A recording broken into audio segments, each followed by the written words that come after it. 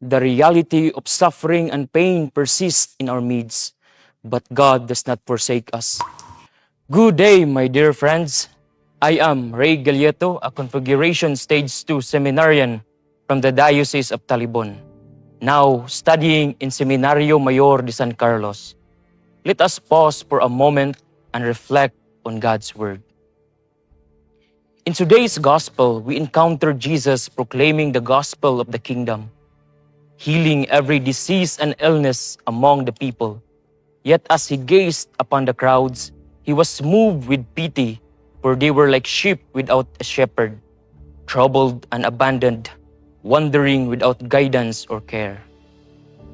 My dear friends, the turmoil in our society today, violence, corruption, greed, murder, and countless other afflictions, threatens to leave us feeling just as those sheep did, troubled and abandoned, adrift in a world that seems indifferent to our cries.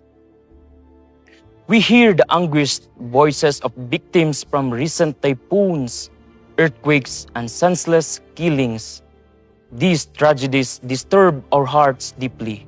Some grow indifferent, numbing themselves to the pain, while others tragically lost faith altogether, questioning where hope might be found. Yet Jesus does not abandon us.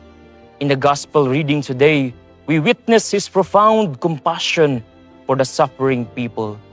Far from indifference, He summons the 12 apostles, entrusting them with a mission to minister to the afflicted, to heal the sick, proclaim the kingdom, and shepherd the lost. My dear friends, yes, the reality of suffering and pain persists in our midst, but God does not forsake us. He journeys alongside us through every trial, offering solace and strength. He is with us, and this is the radiant message of this Advent season. Emmanuel, God with us, walking hand in hand through light and shadows of life, illuminating our path with divine love and unwavering presence.